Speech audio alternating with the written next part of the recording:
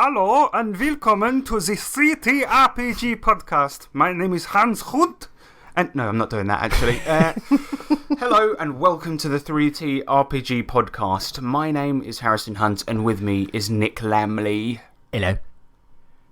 And of course, we've got Jimmy Clizzle up in this shizzle. How are you, man? Yes, quite fine, thank you. Now, for those that can't tell, this is, well, you know, we cover a variety of topics on this show, from the world of professional wrestling to superheroes to knitting techniques, and today we're going to do an RPG show all about tabletop RPGs. And boy, have we got a fucking corker of a show for you today, listeners. It's gonna be so full. We got feedback, we got news punch, we got what you've been saying when we talk about what we've been playing. And then the main subject is going to be the one book every GM needs. Now, if that's not exciting, I don't know what is. And then we're going to go to your electro letters and see what you think the one book every GM needs is. Shall we do some feedback? Indeed. Yes, please. The feedback side. The feedback side. Yes, bitch, the feedback side. It's the feedback section. Yeah, we take your comments and read them out. Yeah, feedback, bitch. So last week, obviously this being an RPG show, we spoke about stealing stuff from pubs. And Terry Hansen, he says, I acquire coffee mugs. For years I never purchased sriracha. When I would get low, I would just head to a local noodle restaurant and get a to-go order. When I was checking my order, I would just put a bottle in my bag. Then a couple of years later, I realised how cheap sriracha was and bought my first bottle. His first instinct was theft. It wasn't as if he thought, oh, look how expensive this is. He just assumed and then went, no, I'm stealing it. End of story. What's the deal with the coffee mugs, though? I think it's that, you know, when you go out for a coffee and you steal the coffee mug. Imagine to be sitting fair, the there one just being like, with a coffee and coaster, just be like, oh yeah, sure, I'll just put that in my bag. What's that smell? What's that soured milk smell? Oh, it's just a frothy coffee mug that I nicked. We said last time we wouldn't give out techniques, but what you do is you drink the whole lot, then stuff it full of tissues, then clean it when you get home. Oh dear. But I'm drinking out of a Starbucks mug that was stolen, and I didn't nick it. It was a girl I used to work with who gave it to me as a leaving present because I always used to use it. So but it's a huge one. I love it. And yeah, so. Oh, yeah, nice. And plus, you know, it's Starbucks. Who cares? Steal from them all you like. Take a chair home with you if you need a chair. Yeah, it's true. They can afford it. Yeah, exactly. That'd be brilliant. Just like, excuse me, mate, using this sign? yeah. Like that plant, like walk around IKEA. Yeah, that's pretty nice. I'll take that. And you, behind the counter, fancy a job? I need my house cleaned. Come on. Off you come. Come on. Daniel Irwin, he says, I once watched a guy steal an entire dartboard from a pub, somehow hid it up his jumper. How did he get it off the wall? Well, good point. He got about 30 foot from the pub when he was apprehended. He tried to pretend he didn't have it, but then it just fell out. He was apprehended. I just love the image of the darts team running after him. Yeah, all hurling darts. He's trying to fucking dodge them. Yeah. Come back here. And they're like, bam, right in the back of his head. That's why he only got 30 foot away, because he got felled by fucking darts. Yeah, that's it. A few darts to the brain will really mess with your motor functions, man. There's no keeping a dart ball up your jumper at that point. Dirt bulb. That's right. It's early, man. It's 20 past 10 in the morning, which is too early for a fucking layabout like me. But alright, that's it for feedback this time. Nothing about RPGs, but yeah, stealing stuff from pubs. If you've got any more stories out there in Radioland about nicking stuff from pubs, let us know, because this has been quite amusing. Yes. Or indeed, very interesting. Asian restaurants or Sriracha Starbucks. or coffee mugs, yeah, whatever you like. Yeah. I want to know what random things from other places you've got, actually. Yeah, that's a good one. And we're not doing like student traffic cone. Nah. No. I mean, everyone's nicked a traffic cone in their life. Everyone. Well, one of my mates, there's one up to that, got a set of traffic lights. Oh, I hope you didn't disconnect them. He did. Oh he did a bit of he connected them in his room and then he had them as mood lighting, but they're bright as fuck when they're all on. Mood lighting. Mood lighting. Angry mood. I can't say that the mood's going to be very nice when a green light shines out your window and a car comes crashing into your house. Yeah. Alright, let's do some news.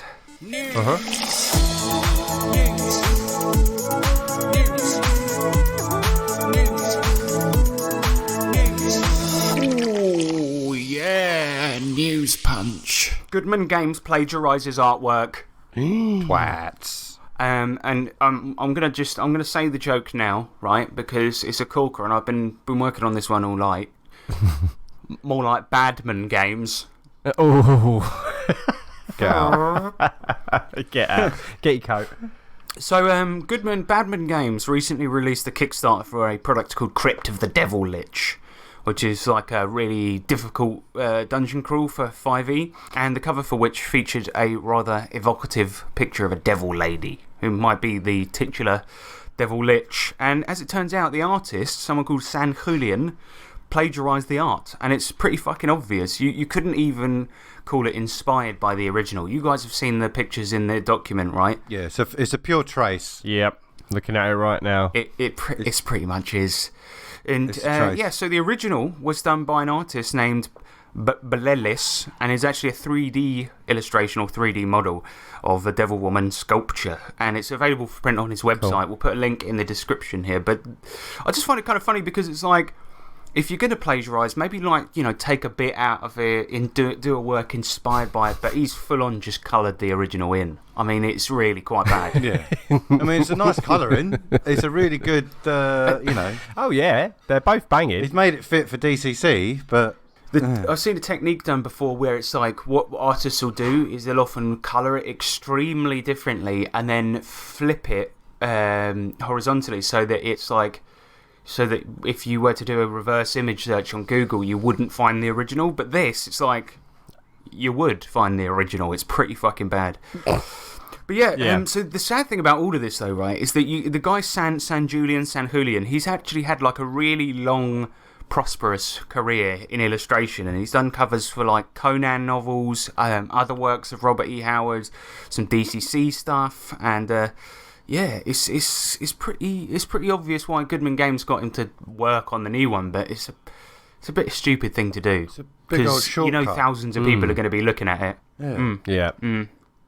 Lazy. But yeah, so I guess the one thing that's of note, though, is that Goodman Games didn't know that it was plagiarised, because you're not going to go and get every piece of art you get from your artist that you've paid and double check them, or you just probably won't even know the original. Do you know what I mean? So it's like they didn't know. No, yeah, that's it. The sad fact is that they then replaced it with a new one that is, I've got to be honest with you, lads, fucking rubbish. Not as good? No. Oh, really? Oh, because it is good, isn't it? It's a good the fucking original thing, plagiarised one's good. Yeah. You know what It's a shame. Yeah, they the could- plagiarised one was actually quite good. Yeah, I mean, it was good, but the new one, they've obviously had to rush it, which is a shame. But the new one, one thing that's glaringly fucking obvious, and this is a bit weird, but everyone says it looks like the woman's tit is stuck on, like, separately to her body in the new one. And it really does look like that. I was like, I didn't notice it at first, but when I looked like it looks like, well, they've obviously had a hard time with this one, but fuck me. Yeah, don't plagiarise, ladies and gentlemen. And if you are going to plagiarise, do it well. Yeah. Yeah. Do it without no one's knowledge. Damn straight. We're giving advice for crimes now on this podcast. This is what we do now. This is us now. Yeah, well, advice for stealing. No advice for plagiarising. Plagiarising, eh? That's plagiarising and stealing. It's a new crime, cybercrime. Okay. Yeah, and if you're going to steal a handbag from an old lady, make sure she's significantly old and thus weak. All right, should we get to the main note? Should we get to what the fuck have you been doing? I was going to say, what's with these new subjects? What the fuck have you What been the fuck doing? are you doing? The listeners at home won't Oh see no! this, What but in the fuck are you doing? Very good. Well, I've renamed all of the segments, but just in the document, it's just a little in joke for us there. Just a little Easter All egg. right, we're going to go on to what in the fuck are you doing? That's like my mum would say. It's like she comes in on you role playing.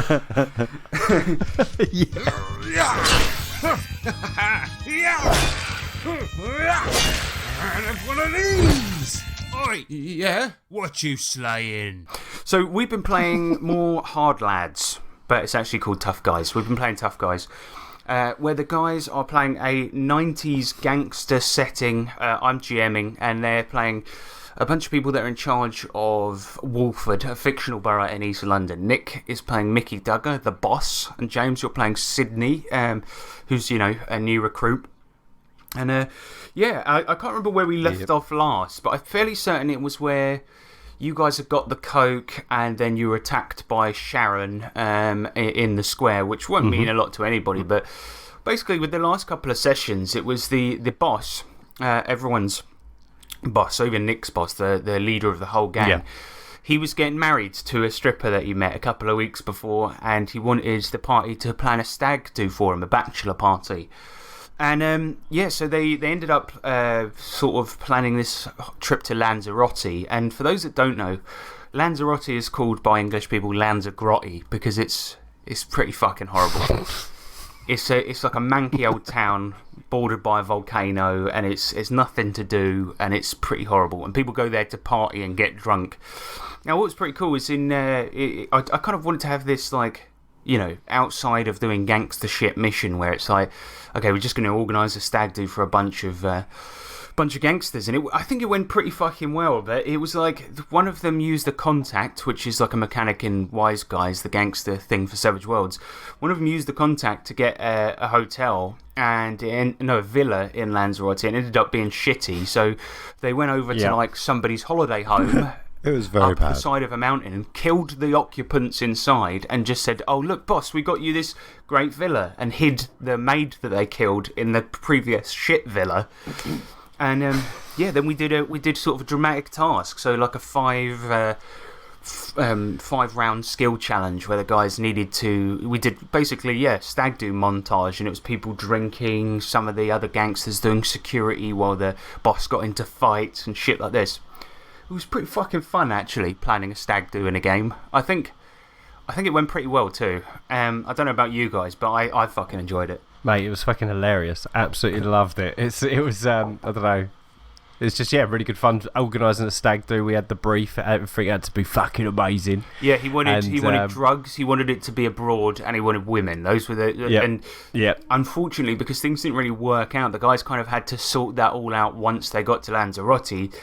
And to be fair, you guys smashed it throughout the whole thing, because I thought that you guys did exceptionally well, because we ended up with them having drugs, having a really posh villa, and doing a pub crawl down their Lanzarote sort of high street, and we kind of cut between, like, each round was an hour, so I'd be like, okay, it's starting up, you're at a bar, Nick, what are you doing? And then you'd be like, I don't know, like, I'm buying a big row of tequila shots and something like this, like, and it was... Yeah, then we cut later on to, like, midway through a fight in another pub and all of this. Yeah, that was it. Yeah. It's pretty good. And I like how just batshit crazy it was, the whole thing. Yeah, it was exactly. Like it was really fun. Chaos. Yeah. It was nutso. But I think that's what we kind of expected. I mean, and what was cool is that kind of the planning and the execution of the stag do, that was one session. And on the stag do, it was told to Nick's character, because Nick's an area boss. So the boss comes to him and says that another area boss has been making a lot of trouble, making one too many mistakes, and Nick's character's got to show Jimmy the Shoe a good time and then kill him while we're on holiday, like to thank him for his service, but then also fire him by firing at him. So that's kind of that was what he said at the end of the session, and then at the beginning of the next session, we kind of started during the aftermath of the stag do. So Mo Exotic, who's this football hooligan, woke up on top of the villa, having painted Millwall on the roof in toothpaste or something. I can't remember what it was. I can't remember. And then I like how he got there though. That was when we found out how he had got on the roof. Yeah, he had gone to the local fun fair and shot himself out of a cannon. I know it's very realistic, but anyway, and Nick, you woke up in the lounge, and fucking one of them was in a bed. There were just gangsters strewn all about the floor, and Jimmy the Shoe, the guy that they had to kill, was nowhere to be seen. So they kind of tracked him down, and it turns out he had gone to that fun fair in Lanzarote and he just wanted one last good time, but he was just standing in this old shitty abandoned theme park that hasn't been on in years, just like, I thought it wasn't even bloody on. Couldn't even have one last roller coaster before I died, and you know how I love roller coasters. But yeah, and tell us about how you went about killing him, Nico. Well, it was I wanted to do it honourably, obviously, because of, part of the gang, and he was a fellow area boss, and so the idea was that I thought, well, what better what better way to do it than a darts game? So I said, if I win the darts game, he has to retire, and if he won, I'd let him. Well, I said I'd let him, disappear if you like. But so he accepted that, and the only obviously we was playing on the novelty sides. What the fuck is wrong with me this morning? Darts board in the fun fair, and with golf boyd, and with giant darts, of course, and. I beat him, and I beat him quite convincingly, quite quickly, and he didn't like that, so he ended up being a bit shameless and losing his honour and just firing at me. So a gunfight ensued. But the worst, the only thing is, right, is that first of all, I think it was kind of stupid of him to accept in the first place, because for those that don't know, Nick's character is a professional darts player. And all of the other characters were lying in waiting, like sort of doing help roles as Nick was playing darts. Yeah. So it was like they were so. Yeah, we were like snuck into areas where we could attack easily and stuff, and you was his golf caddy, James. You used his darts caddy, which isn't even a thing, and then you tampered with his flights. Yeah, exactly. I was like, yeah, bruv, do you want me to be your caddy? And he's like, he's like thinking, oh, he's doing me one more favour before I die. What a lovely lad. And he's like, you know what, Sid, you're all right. I've always said that. And then James obviously just tore little rips into the flights of his darts. So when he was trying to throw them, they were just going, just flying somewhere else in the park entirely. Somebody else was turning on arcades, like sneaking around turning on arcades. Somebody threw a koala at him at one point. He's like, where the fuck did that come from?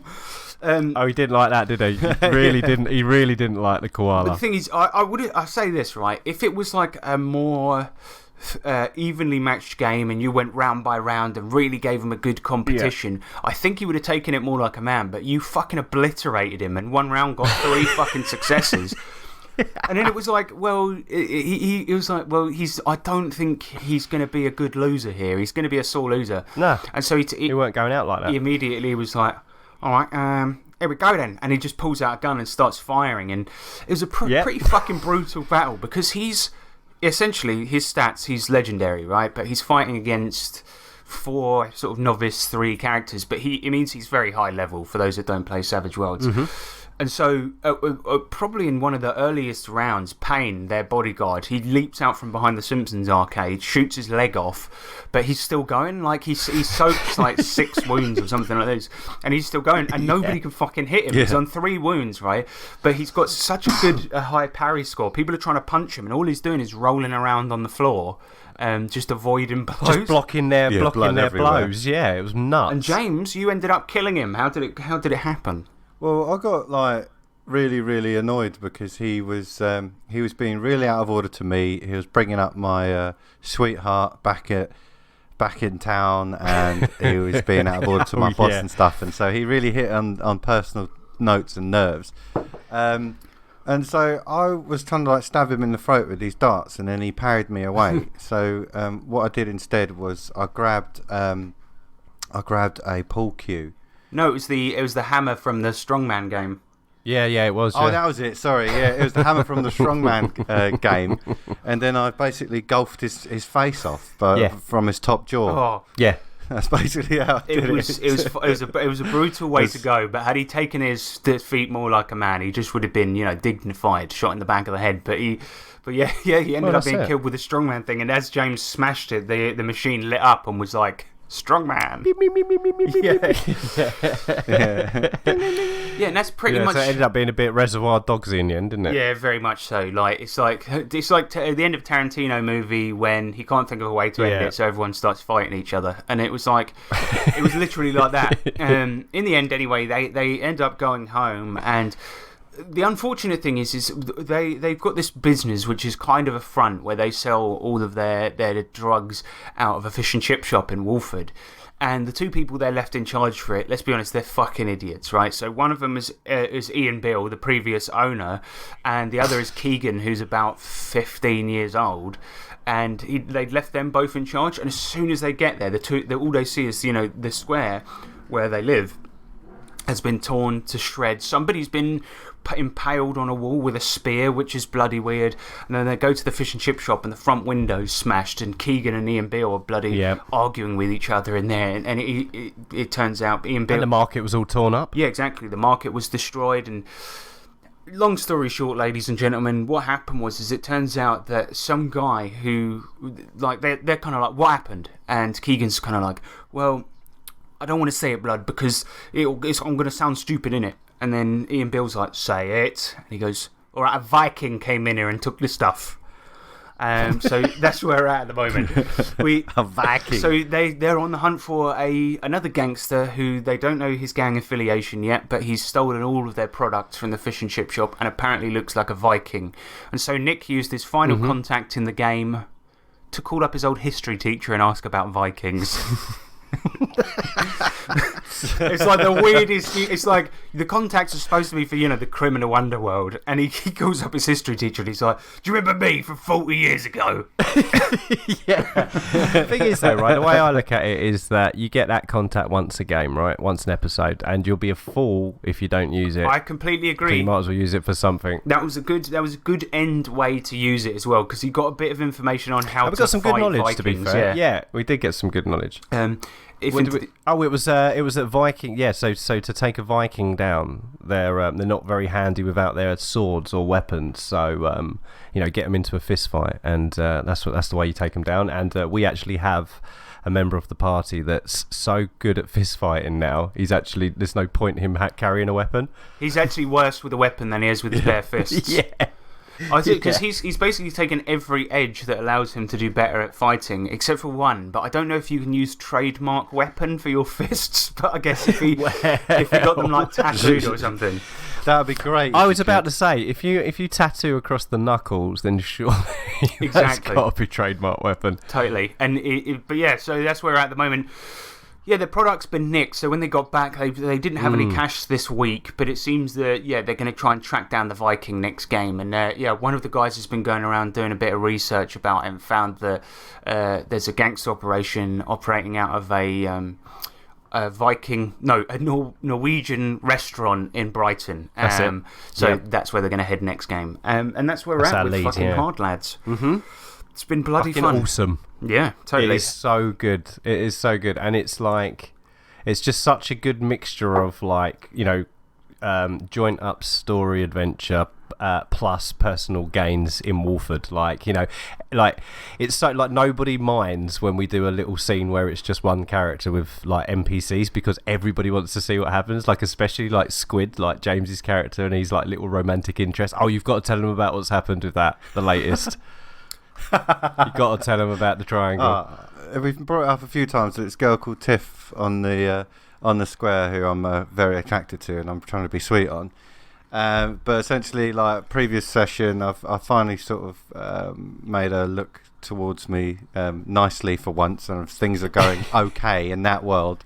But before we went to Lanzarote, I was trying to talk sweet on the girl who was sorting us out, and then the travel agent, and I rang her up, and then I was trying to be sweet on her and then talk nice, and then I was flirting with her outrageously to try and get us a really good deal and stuff, which is how we got a contact for the drugs and stuff when we got there. But essentially she really fancied me and wanted me to take her on a date, and I completely forgot about it, and I was just like, yeah, safe, we'll do that.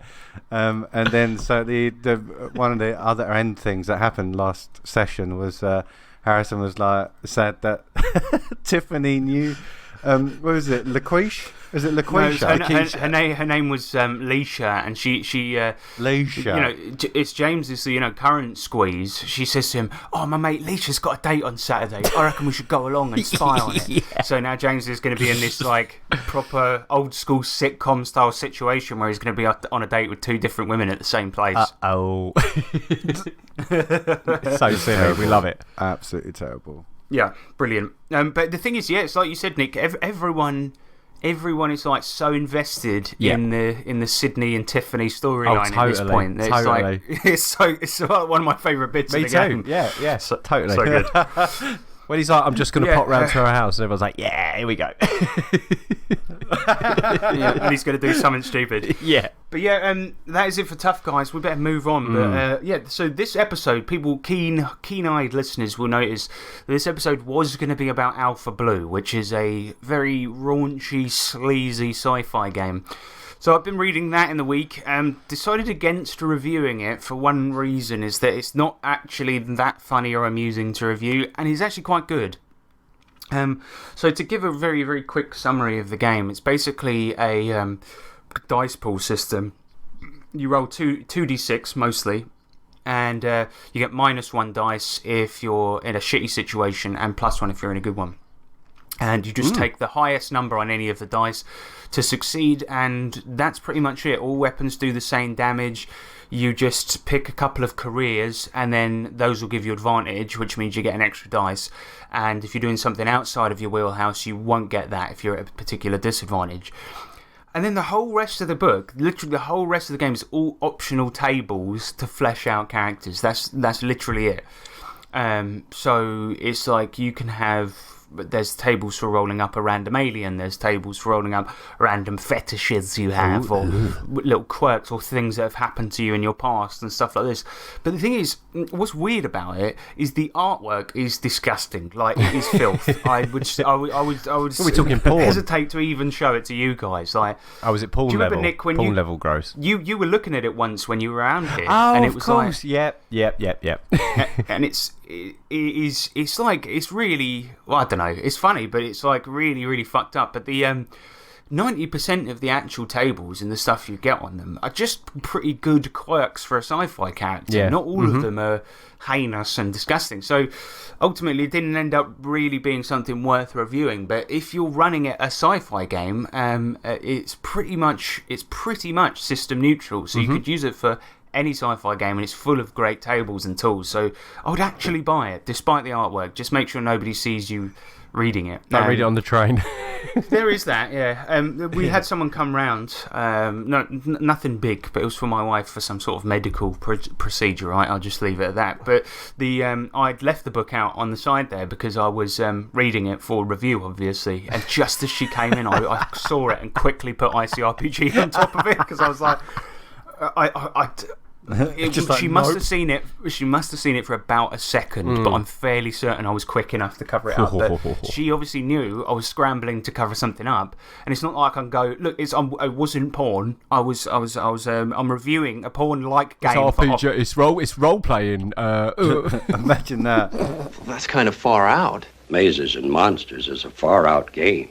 I bought another product as well. Actually, I did. ICRPG Deck of 52. Now, what this is a deck of cards for ICRPG that have got ICRPG artwork on them. And it's quite interesting because in the ICRPG core book, there's a section on how to play the game with cards and optional rules for things like that. And I thought, oh, maybe, you buy this deck of cards and somewhere there's like a supplemental rule thing for using with ICRPG, like extra rules for using cards for this, that, and the other. And I put it onto the Facebook group, and I'm like, this didn't really come with anything except for a nice deck of cards. So is there any other uses for cards in ICRPG that people have thought of? And the creator of the game just commented gin rummy. So I'm like, well... That's really helpful. Thanks, mate. So I just deleted the comment. I was like, okay, I get it. It's just a deck of cards with ICRPG artwork on there. Fine. Anyway, yeah, that's the review for that. Snap. Alright, well, that is it for what we've been saying. Let's go on to the main nubject, shall we? Fucking hell. Yes. Nubject. Main. Subject. Magic. Main. Subject. Tokyo. Main. Subject.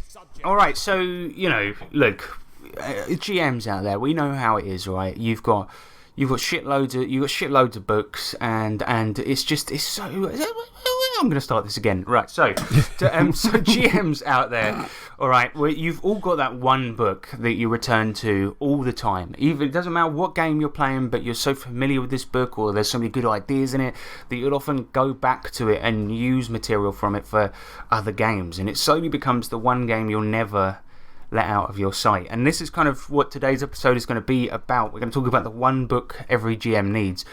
And to confuse matters, I'm going to give you one and Nick's going to give you one. So really it's the 2 books. And then we're going to go into your suggestions. So it's really about 14 books.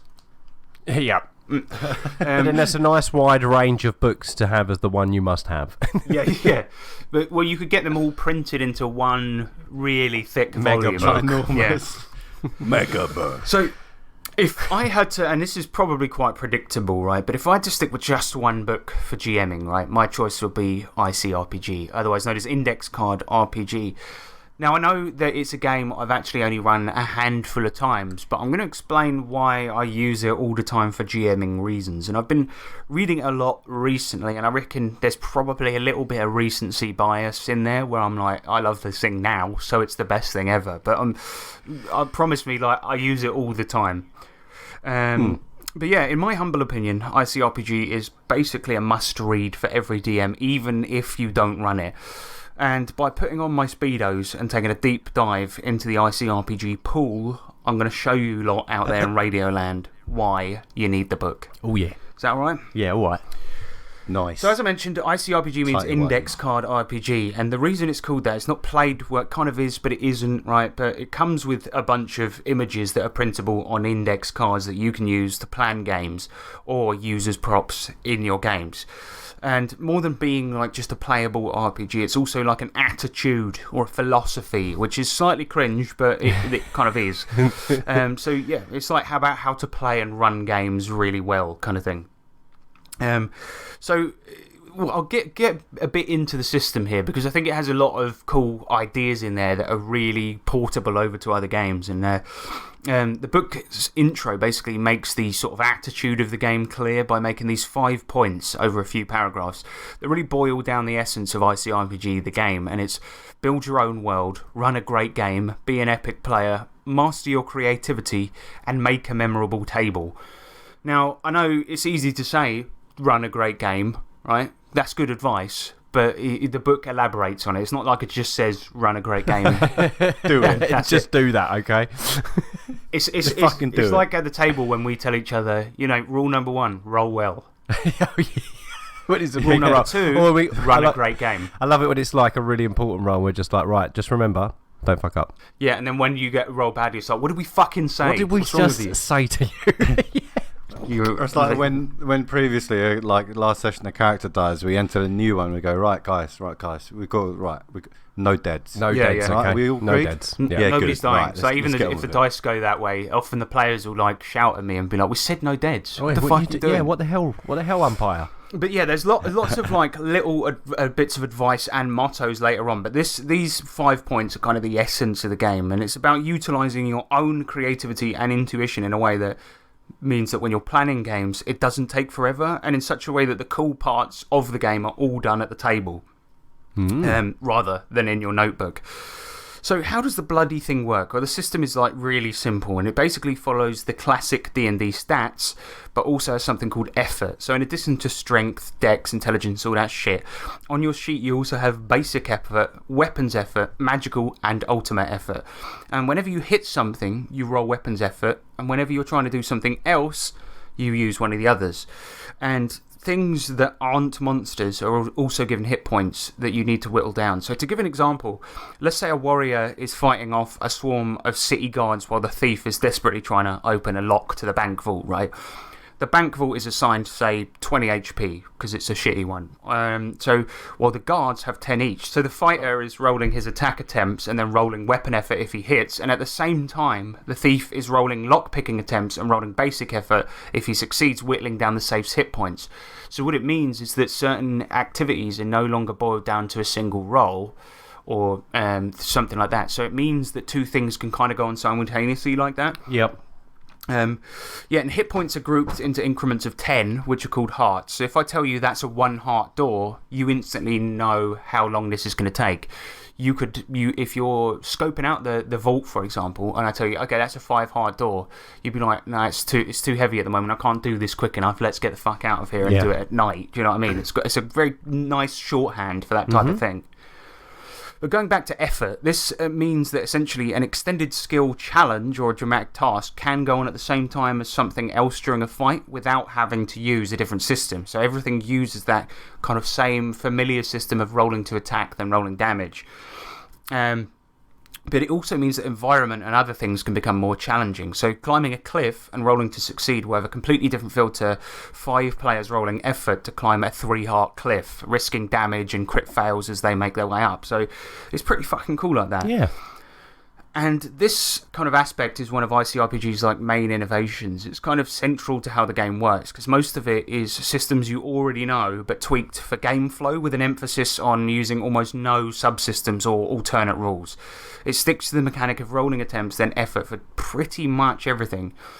It's worth noting, though, you do have normal rolls, which are just called checks. So something like jumping over a hole, that could be a check. You just roll and then succeed, right? So not everything has hearts, because otherwise it kind of would make no sense where somebody's rolling effort to get over the hole. Suddenly everything goes into slow motion, but somebody does it in one roll, so they just fly past you as you're slowly going through the air. Yeah. I like how everything's a fight. I do like that. Everything you're doing is a fight. It kind of is. I mean, it uses the same mechanics as a fight. But yeah, if you want to call it that, then that's fine. What are you doing? I'm just fighting this treasure chest. He's trying to get it open. Someone that's into action, that's an easy sell, isn't it? You're fighting everything, guys. Everything. yeah, pretty much. Yeah. But yeah, so crits are pretty fucking cool in this game too. So you see, every type of effort has its own die. So basic is a D4, weapons a D6, magic is D8, and ultimate is a D12. So every time you crit, you roll effort, but also add ultimate effort too. And you guys, in the couple of times you've played ICRPG, it feels so fucking good to be like, okay, you're rolling your regular D6 weapon damage and a D12 on top of it. It's fucking good. Yeah, that is fun. It really puts emphasis on the word ultimate. Yeah, and rolling ultimate effort is one way you can take out enemies in one hit as well. So it's pretty fucking good. I mean, we played the ICRPG Fallout hack, and we had a guy that basically just beefed out his weapon effort. And when it came to rolling ultimate, and he was doing D6 plus 4 plus D12, it's like yes, that's fucking good. Yeah. But yeah, character creation is really simple as well. So you just get 6 points and you divide them amongst your stats and effort, and those become your bonuses. That's it. So once you've done that, you pick gear, class, and race, and you're done. The 6 points, you can earn more points if you take a minus in something, but there's not necessarily much point. So you could take all 6 points you have for creation and put them all into strength if you just want to do a guy that's just strong, or you could put it all into ultimate effort if you just want to be somebody that crits really well. Yeah. So yeah, I mean, it's pretty simple like that. And then you've got gear, race, and class. Gear's done kind of simply where you will pick, just from lists of things, or pick packs of things, but the classes, they're really cool and simple. So the Guardian, for example, starts with a pair of shield gloves, which means he adds his con to his armor score. Nice. And beneath that, you'll see each class has milestone rewards. So these are like what your character gets when he advances a level. For example, the Blade class can choose from things like a diamond whetstone that you can use to sharpen a weapon so that damage explodes on that weapon now. Ooh, that's cool. Or the Shadow class can pick the Thieves Gimbal. I don't know what a gimbal is, but I like the word. Gimbal. Meaning that you get to roll one piece of loot every time you crit. So you're such a good thief that every time you crit, even if you get a crit on a door, right? Say that you're trying to unlock. Maybe you got the crit, so you slip your hand behind the door and you quickly, just while you're doing the job, you put your hand in the letterbox and nick something. Yeah, and exactly. you just get to roll for a new piece of loot. Pretty great. But yeah, there's another one, a mage milestone as well, which is pretty cool, called the Shield Crystal, where non-magical ranged attacks literally can't hit you. Now, the both of you have played this before, but listeners, you're probably beginning to notice something here, is that basically each class has recommended starter loot, gets loot for leveling up, can roll for extra loot when they get certain other loot. And basically, the game's progression is entirely based around loot. Now, stick with me here. I know it sounds bad and video gamey, but it's entirely loot drop based, but milestone rewards aren't necessarily an actual thing. You can choose to paint them any way you like. If you unlock the Lion Belt on the Commander class, for example, it'll give you +3 armor, but you can just say it's not a piece of armor, it's actually that I've been in the gym. Do you know what I mean? Yeah. Trap it. It doesn't necessarily have to be an item, yeah. But yeah. And so, as such, the book also comes with several loot tables. So it's not just milestone rewards. It's also like random shit you find when doing killingsmanship, which is what that's a new word I've come up with. That's cool. Sounds very...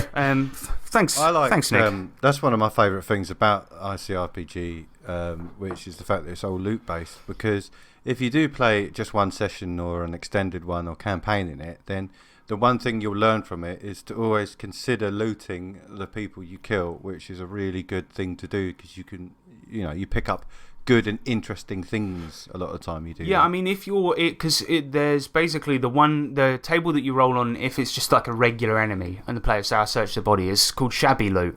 And there's 100 items on there, but some of them are actually really fucking good. Like most of it's like food or beer or things like or coins, whatever, but in this case, yeah, you just roll shabby loot. You might get like a really decent weapon or something like this. It's pretty fucking cool.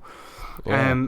The only thing is, yeah, you've got to remember to loot shit because so often it'll be like players, or especially the players in our games, will be like, be 10 hours later and they've moved countries and then they're just sort of like, oh, we should have looted those guys back there. They're cool guns. And it's like, yeah, that big boss, that massive boss that had that really cool thing. We probably should have picked that up after. I also think, that in ICRPG, the way it works is that because it's loot-based, characters tend to differentiate themselves mechanically quite a lot. You can have 3 Guardians that are completely fucking different, which I think is pretty decent.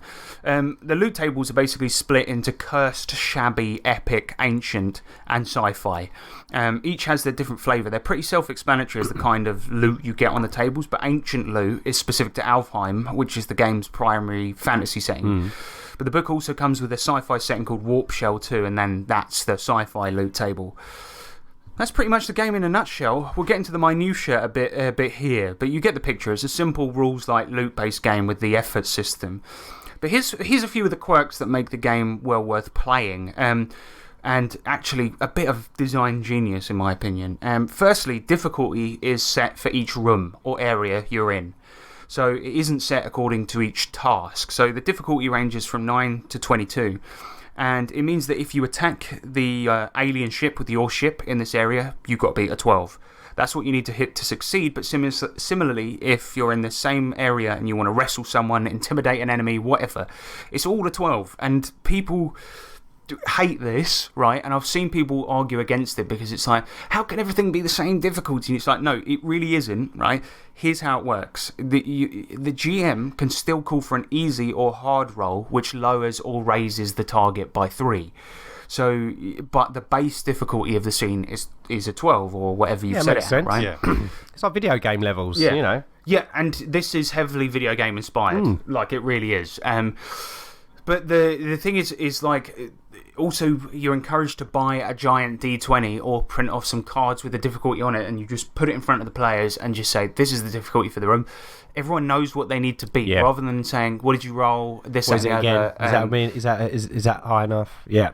Yeah, they're looking straight at it. Yeah, and they just know if they fucking beat us. And it can scare the crap out of you. You know, you got a D20 sitting there on 20. Everyone's sweating. Yeah, and you know what? It's a very good point. If you're playing anything mildly horror themed, and this does have some subtle horror themes in it, you go into a room. The GM doesn't have to explain why the difficulty has suddenly jumped to an 18, but you just go into a darkened room. And the way you can say that, it's not realistic that everyone would know the difficulty, but you can just say you're filled with a sudden sense of dread. Put the 18 on the table and everyone's like, mate. oh dear. Yeah, that's really good. I like that. It's like a universal language for telling players how difficult everything will be in the current situation. Think about it not as individual tasks, but the situation. Yes. And you know, the game comes with all of the targets as images. So when we played online, the Fallout game, I just stuck the difficulty in the corner of the map and everyone can see it. Yeah. Really fucking handy, man.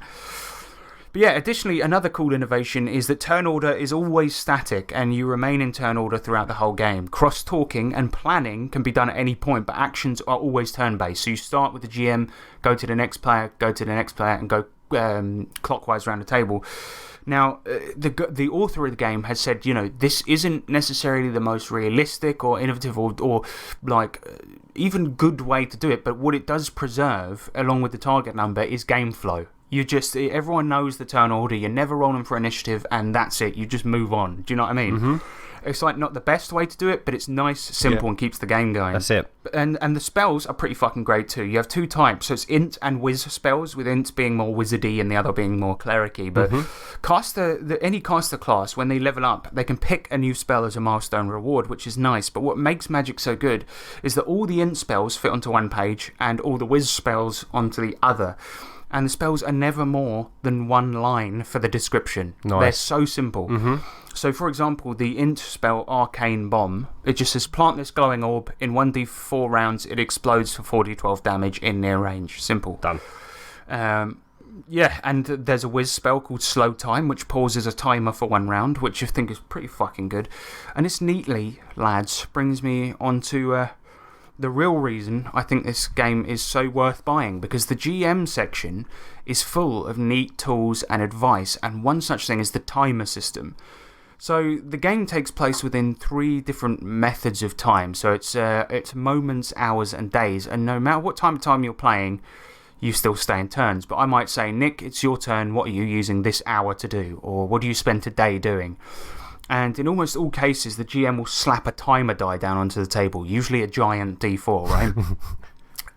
And he might say something like, you've made a fucking racket killing the goblins in this room. You hear footsteps. In 3 rounds, more will be arriving, right? So the players now know there's a threat. They have to sort this room out and get the fuck out in 3 rounds, or they're going to be in another battle. Pretty fucking cool. Or if you're journeying and it's taken bloody ages and you're playing in days at this point, you might slap the dice down and warn the players that shitty weather is coming and they're going to freeze to death unless they make it in 2 turns. Now, here's the thing that will really chive your spuds, right? Because notice that I said turns there instead of round, because the GM can choose to make it either turns or rounds, right? The timer. So if suddenly it gets to the GM's turn and he tells you the town card is getting fed up of you trying to convince him to allow you guys into the city, and he says you have 2 turns to convince him, suddenly you look to your left, the next 2 turns is like the warrior and the barbarian, right? Because you put those up in turn order first, and so you've got 2 turns to figure out how you can change the tide of this conversation. And that's just, it's like, that makes it really tense, because that's when the timer gets really narrow. It's like, okay, those 2 guys have to sort this out. That fucking sucks. I mean, because the thing is, that would be pretty shitty. In that particular example as well, cross-talking is allowed at any point. So the other players can chip in by talking, but the big actions, that say for a bribe or a threat, those have to come from those 2 players. And it's like, that makes a lot of tension. Because let's say, for example, you're doing a fight and there's a big portal and something's about to come out of it, but you need to kill the wizards in the room in 3 turns. Suddenly, the strategy doesn't become, let's hit them, let's hurt them. It's like, how can we actually kill them in 3 turns? Do you know what I mean? yeah, exactly. Fucking great, man. And I love it, mate. Yeah, it's really, really cool. I absolutely love that part. And it's basically, there's the way the book describes using timers is the 3 T's, which is not our podcast. And I think you were owed some money for that, aren't we? Yeah, hold on a minute. Yeah.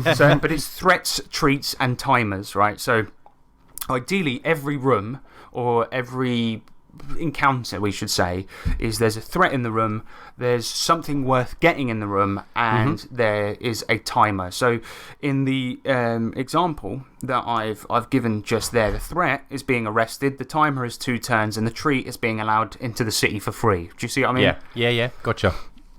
So you don't always have to tell players what the threat is as well. So you might just say, as you peer down the corridor, you see that the rafters above look as if they're under immense pressure and could collapse any minute, then whack down the timer.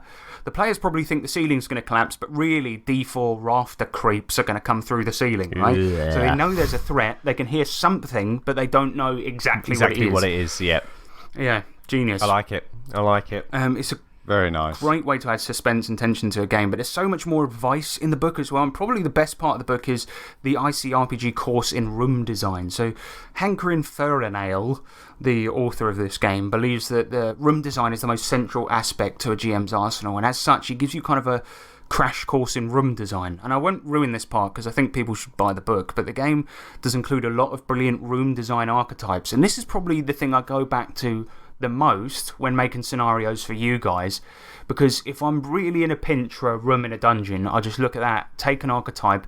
It even comes with the difficulty for the room attached to it, so you don't even need to set that yourself. Nice. I just take one look at that and go, okay, that looks like a fun encounter, I'm going to whack that into the game, and it's really, really cool.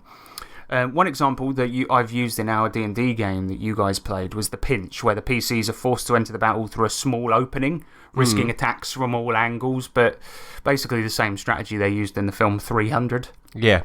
And I'm aware that I'm going a bit long, lads, but there's also a section on the ingredients needed for a good adventure, how to finish a session, how to design a story, ingredients for a good world, alternative ways of resolving checks in an RPG, and quite a bit more.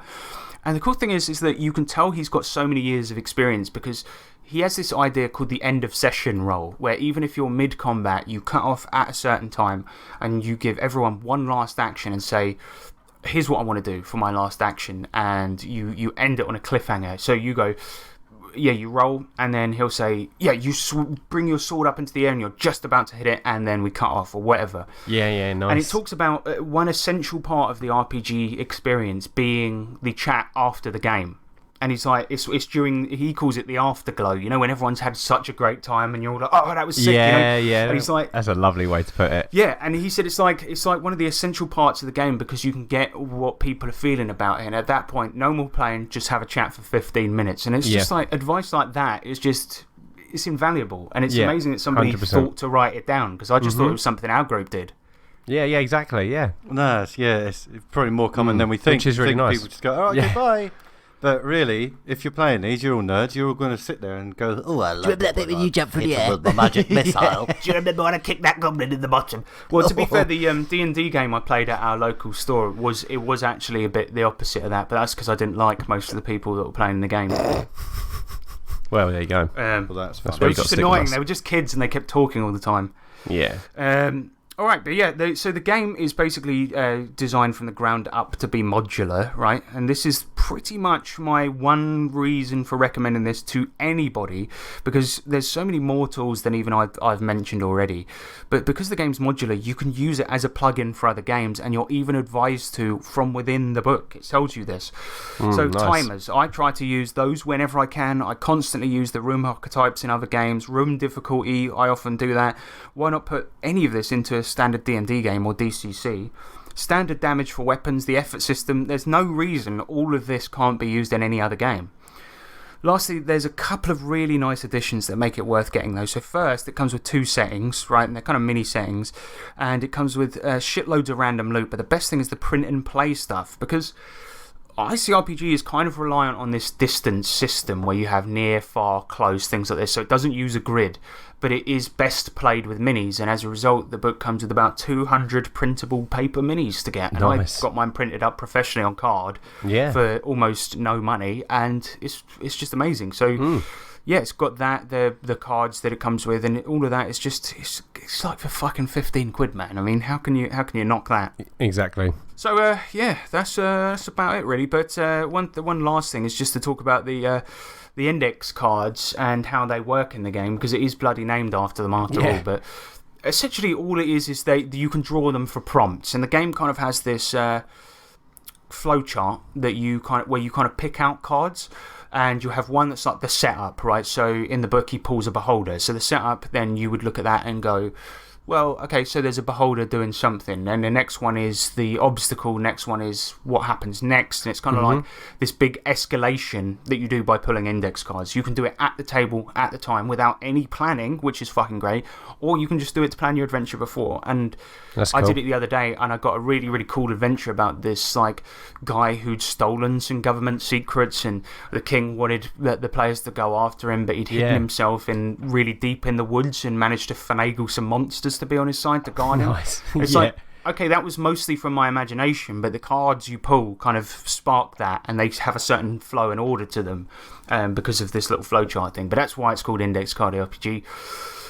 I've been waffling for ages. So basically, buy it because just for the GM section alone, you will use it forever in all of your games. Sounds amazing, mate. Is it second edition now? It is. For some reason, the Master Edition hasn't come out yet. I thought it was supposed to come out soon, but there's a quick start guide on the website that you could use to play the game pretty much forever. It's got everything you need to play a game in there.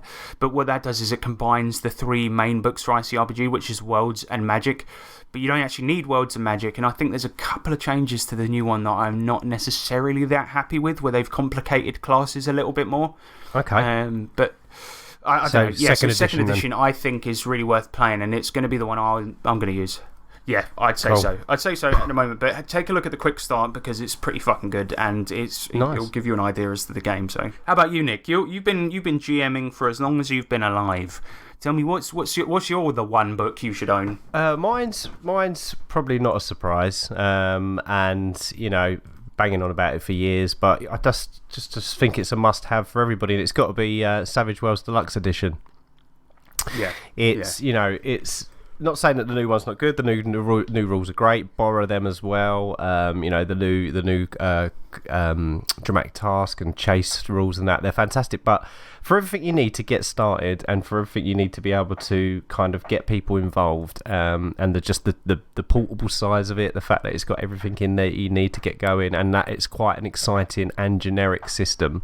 It's just I just think everyone should have it. Everyone should try Savage Worlds, even if they're like hardened D&D fans. I just think everyone should have this book. It's cheap. Don't and forget, it's really, really good. It was like, you're the reason that we got into Savage Worlds. Nick is the reason. Yeah. Because he picked up the book for cheap. Yeah. And then we just like, oh yeah, let's give this a go. And then obviously at the beginning we were D&D nerds. Yeah, we sort of bounced off it a little bit, but no. I'm so glad we persevered. I mean, the campaign was great. It's just that we weren't used to having bennies, and now I can't go without them. You know? Totally.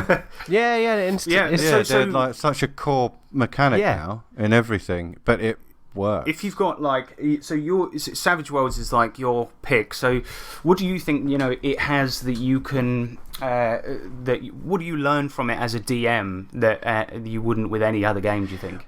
Well, what I like about it is, I mean, it was the first book I ever read in the RPG hobby. So obviously, getting your head around the kind of language and stuff was a little bit of a task, and you know, the book can be a little bit confusing in parts, but for the most part, it explains things quite well, like trappings and stuff, saying that, you know, you don't have to be kept this one type. It's all about kind of making it individual with your own kind of imagination. That kind of vibe I really enjoyed in the book, you know, that kind of just you just make it how you want it to work, and here's the framework in order to make it mechanically work, you know, and for me that's what I like. And you know, the cool rules that make games exciting, like the bennies, like the exploding dice, you know, that for me I think is a very good book to use. And also it's nice that it's got very generic you know, NPCs and a little bestiary in there as well, because they can be used for anything. You know, use the soldier class, whatever. Just redress it as something else, and that kind of theory is nice. And once you get your head around that, I think that really helps. It definitely helped me anyway to then kind of branch out and get into like other types of games, maybe more complicated systems and whatnot. But for me, it's a very, very good starting stone for someone that had never ever played an RPG before. That book was written for someone that could kind of comprehend it a little bit more. Well, and I think that ultimately the game, unlike other generic systems like GURPS, for example, or Genesis, it instills in you that the rules aren't the most important part. What's more important is the flavour you put onto them. Like, for example, I've seen people take, you know, the bolt spell in Deadlands, and I've seen one guy trap it as that he had a cannon that fired bean burritos out of it, and I've seen another person trap it that it was a Hadouken. So, there you go. You know, there's all sorts of different things, but yeah, I completely agree, and I think that book is full of a lot of really great lessons, because the thing is, math nerds will tell you it's actually not a great system because it's too swingy, because this, that and the other. But here's the thing, I think, I don't know if you're the same, Nick, but I think Savage Worlds taught me that perhaps a game being more swingy is a good thing, because Yes. in Pathfinder, for example, if you're playing it exactly rules as written, and a person comes up to you and goes, "You killed my son, I'm gonna fuck you up," and he's holding a longsword in his hand, and you've got 40 HP, you know you're going to survive the attack. You could just go, yeah, please stab me in the face, and he would do it. But the thing is, Savage Worlds, okay, it is swingy and it is unfair, but that's what makes it fun. kind of taught me playing it, that fun should trump fairness at all times. Yeah. So why DCC funnels are so fucking fun, because it's like, okay, you're dying every 30 seconds, but isn't that a good laugh? Yeah, exactly. Yeah, I like the fact that it's another one of those ones where, because of the system, it allows you or forces you to concentrate more on the roleplay aspect and what's actually going on. You have to be more descriptive in what's happening, because, when you're a maths nerd playing your D&Ds, your Pathfinders, you can just sit there and then you just be like, right, I've got a good enough calculator in my head and I just know that this is going to go this way or whatever. Yeah, it's true. And he's like, right, I'm just going to equip myself with that and I'm going to win, because I know I'm going to win, because I can understand it. Whereas this is like, right, well, I've got a fucking dog lead with no dog on the end, and then that's it. But I'm going against someone with a gun, but I can still win. Yeah, and it's if you get lucky enough, and I think, but it really encourages players to play cinematically for that Think reason. outside the box. Yeah, definitely, Yeah. definitely. And it's like, even an extra with no wild dice can take down the big boss in a funny situation. And Savage Worlds, I think it's the one of the few games where we're constantly, when we're around the table, especially, shouting, mouths are wide open, where we can't believe the roll has exploded that many times, and it definitely invokes a kind of energy and excitement that you can't get in other games sometimes. Absolutely. And so do you reckon, Nick, then that system wise it's a game that everyone should play, or is it more that, do you think that everything that it comes with and the advice and the style of GMing is a reason that everyone should read this? Yeah, what I think about, I mean, I don't want to say everybody should play Savage Worlds, because I'm sure there are people out there that that's not to their taste, and that's absolutely fine. But I definitely think everybody should have a look at it, because it's definitely, and just the whole one shot kind of idea as well. It's definitely a book that can sit on a shelf. Hardly, maybe it's only ever picked up at Christmas when you go see your family and you want to do a fun game that they can play because they're not into D&D or it's too complicated, and for that it fills a hole, and I just think it's just one of the perfect little books to have on a shelf that everybody should check out, because there's some stuff in there that might make you rethink how you run games, and also, like I said, the whole one shot thing, it's genius. Well, I had a player once tell me that when he usually plays RPGs, it feels like, I'll just say who it is. It's a mate of ours called Phil, and he's played nothing but D&D his entire life. Like he used to play it with his family and shit like this. And he spent the last 2 years, it'd be about 3 years now, in the same combat in D&D. And oh my god! What I just think that's insane. But the thing is, I introduced him to Savage Worlds, and he said to me that he thinks it's the future of role playing. I'm like, it's been out 10 years, mate. I don't think that's really true. But he basically said that when he plays in my games, because I've only ever run Savage Worlds for him, he said it feels like a movie. Whereas when he plays in his games, it feels like watching the worst episodes of Game of Thrones. Oh my god! But the thing is, as well, you think, right? I've played a couple of games with Phil, and oh my god, how amazing and out of his shell was he when we played one of your Savage Worlds games? Do you remember when he played that gangster? Yeah. We played the curse of the mummy, didn't we? It was kind of, and he really got into it. And the thing is, it's as James said, like the cinematic nature of it, because you're dealing with wounds instead of hit points, because you're dealing with exploding damage, right? It's like, in a film, let's say for example, the badass fucking action hero woman is sitting there, and two guys come up behind her with guns, and she looks down at her salad she's been eating and sees the fork, right? And then she just wrenches it back and slams it into the guy's eye. Okay, That's a multi-action. Okay, it's an improvised weapon, so you've got penalties on there. But if your dice ace it enough times, you can take that person out and you can do that cool cinematic move, especially if you're a higher level character. That's what makes it so fucking cool, because in D&D, if you did that, you'd be like, oh, what's the damage for a fork? Well, a club is 1d4, and it'll be probably do about half that. So, yeah, do 1d2 damage. So you pick up the fork, you jam it into the guy's eye, and he goes, can you please not do that? It's really annoying. It's itched. Yeah. Whereas Savage Worlds, you've killed the fucker. And also, exactly. You know, there's loads of setting rules, I think, that reinforce this. And the book comes with shitloads. And I don't know what some of your favourites are, Nick, but there's one that I've yet to play with, but I think it's quite good for a game where you're playing kids or a game that's completely cinematic, but it's called The Heroes Never Die. So it means that the main characters, they'll become mortally injured to the point of retirement, but they can't die. So that's right. if you're doing a chase and trying to get the bad guy, if everyone goes down, well, you failed the chase and there'll be consequences, but it just puts it all about role-playing and being cinematic, and it means players are going to try weird shit. I like the... Exactly that, yeah. Setting rules are fun. I used to like the old Gritty Damage. I like Gritty Damage as well, but it's quite a lot to keep track of, because it's a setting rule where you get an injury every time you get hit.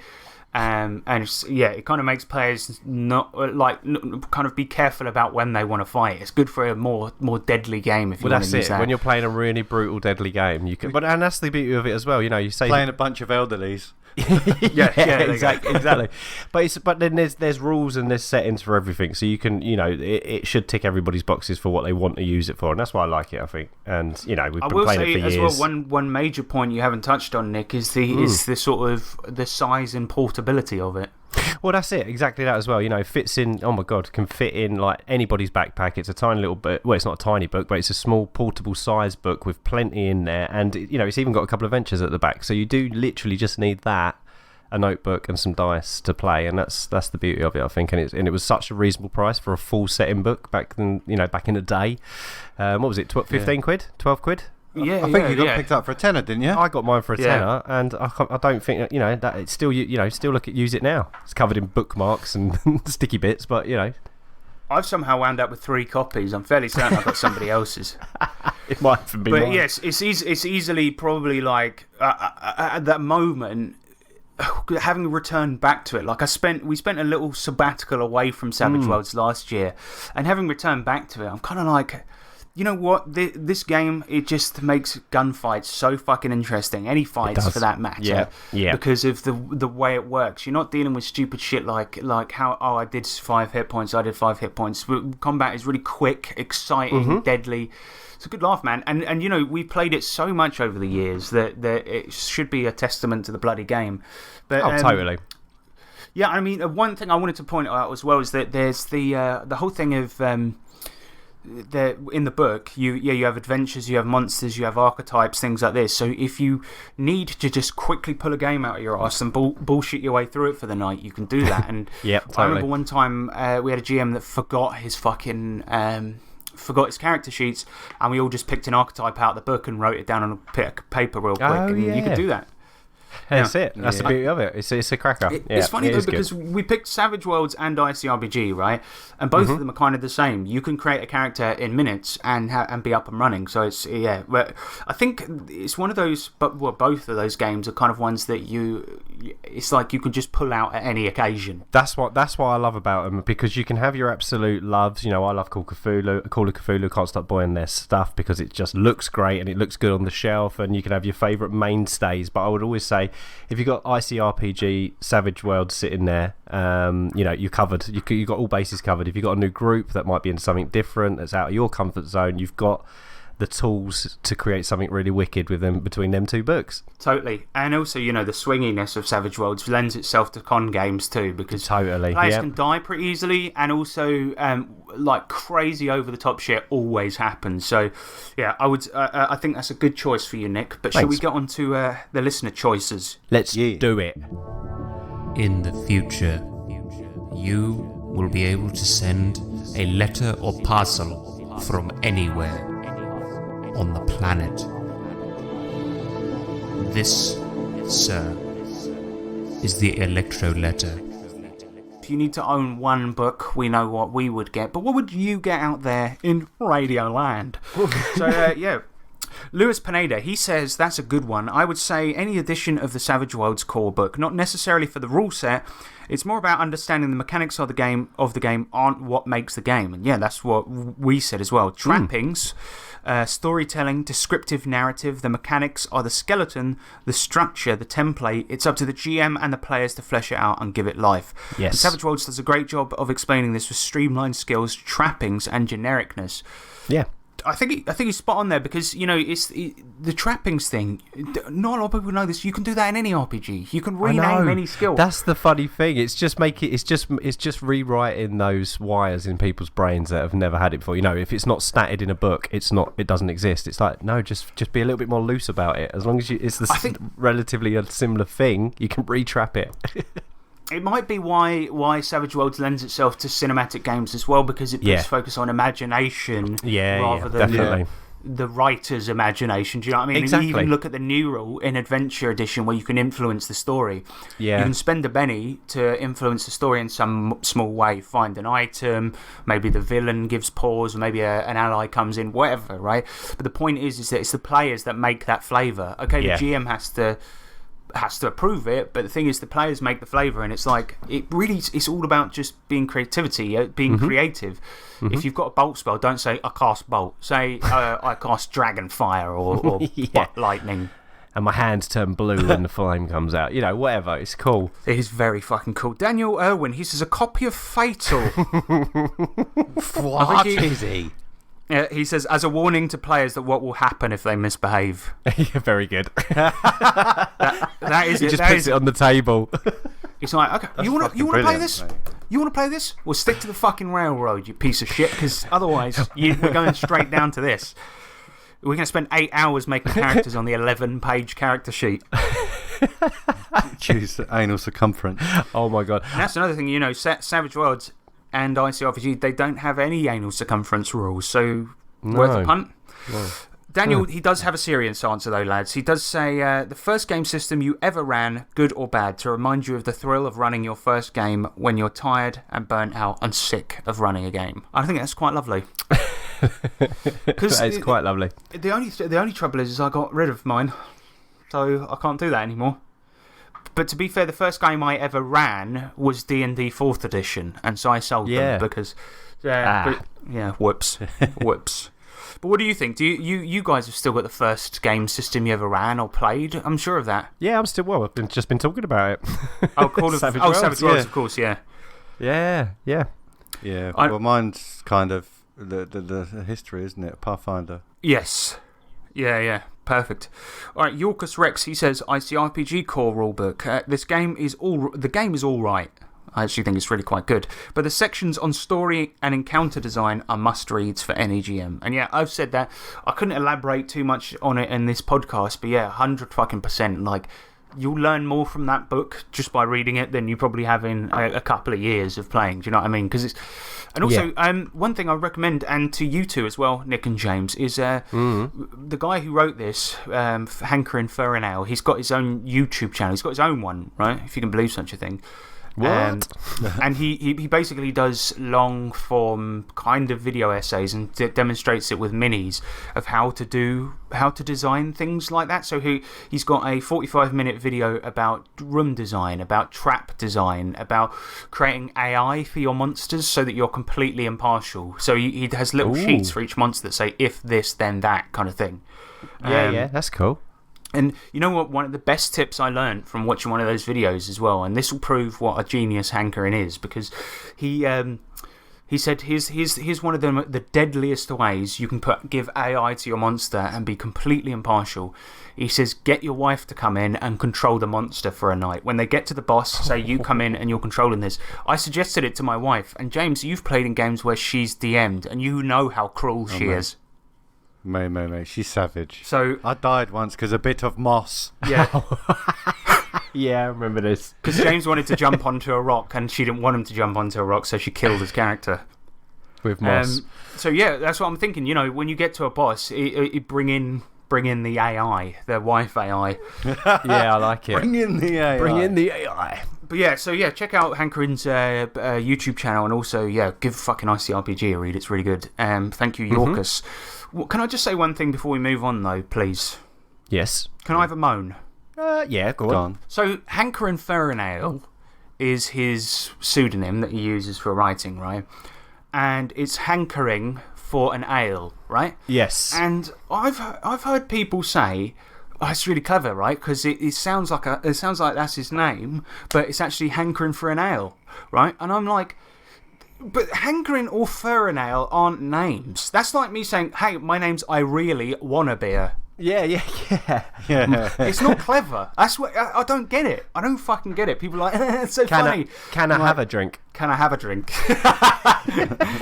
But funny enough, there's a friend of ours called Gary, and he'll often like call his characters names like that in his games. Yeah. And he's always he's an old perverted man, and his games he'll often have like really busty lady miniatures, and they're really called things like Suck You Off or Hand Jobberella.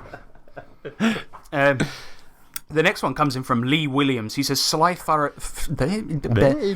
I think he might have had a stroke when he was typing this, so I'll try and decode it. But he says, Sly Flourishes the Lazy Dungeon Master. And I think we mentioned this on an episode before, didn't we? Yes, or we am did. I wrong Yes, about we that? did. Oh, yeah. All right. Yeah, good. It's a good one. It's a good one, man. It's like such good fucking tips for people that it's like basically quick hacks to making good shit in an RPG, and it's like, you know, have index cards for the big boss and just give Is him it 3 D&D traits. centric or is it aimed at D&D? It's aimed at fantasy, I'll put it that way. It's got no rules, but it's basically more on the world creation, encounter creation, adventure creation side. So I've been using a lot of tips from it recently in Tough Guys, where basically each adventure takes up a quarter of a page in my notebook. I'll just write down a couple of key points, and I couldn't agree more. And he actually did a second one called Return of the Lazy Dungeon Master too, so yeah, check those out. Yeah, that's right, yeah. Yeah, they're on Amazon. Yes, correcto. Garrett Weinstein, he says, The Diagnostic and Statistical Manual of Mental Health Disorders, DSM-5.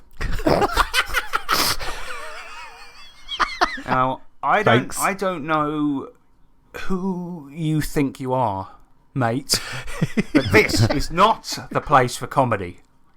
As you can tell, this has been very unfunny so far, and I don't want you coming in here and fucking that up. Yeah, thank you. Thank you. Garrett. Henrik Erlandson, he says, Dungeon Crawl Classic softcover rulebook, best bang for the money. What do you guys think? Agreed. Yeah, I bought that. I bought that for that bang. That was 20 quid. 20 quid for 500 fucking pages of a game that you could play for years, you know? I mean, yeah. It's just ludicrous. It's very good. I can see why Joseph Goodman still has a day job, because he can't be making money on those. But for that point, we love him. Johan Hofflin, he says, I'm very proud to own a copy of Cyborg Commando. I can always threaten my players that if they misbehave, the next session will be in that system.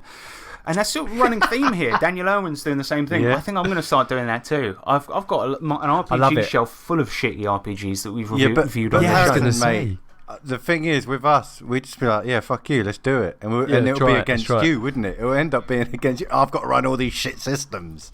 Oh, bastards. Well, I like it. I like the image of like you know, a game going on and then like someone just going, GM, another question, and then the GM just like kind of like huffing and then going, right, that's it, getting up, walking over to his shelf, walking back, slamming this whatever book it is on the table, and then all the players are just like, all right, sorry. Roll for anal circumference, all right, you've pissed me off. Yeah, right, that is it. Crossover episode. Sean Hunt, my brother, hello. How you doing? Shut up, Sean. Shut up. He says, Savage Worlds Deluxe, best all-round book in the biz. And you know what? I have to agree on the deluxe front, right? I know all of the other Savage Worlds listeners talking about Adventure Edition. Obviously, Adventure Edition is a nicer book, a better game. But deluxe, it was the right price, man. We complained about it a lot, and it's now finally the game it always deserved to be. But the thing about Deluxe is it was so cheap and so fucking good. We got years of play out of that book for like 10 quid. We still do. Yeah. Yeah, exactly. You know, new book's what, 30-something quid? I mean, don't get me wrong, it's a cracking book, it's a cracking product. But like you said, I mean, that was the book that could get you into the hobby nice and cheap, and you had everything you needed for ages. Yeah, that was the beauty of it. Hundo fucking percent.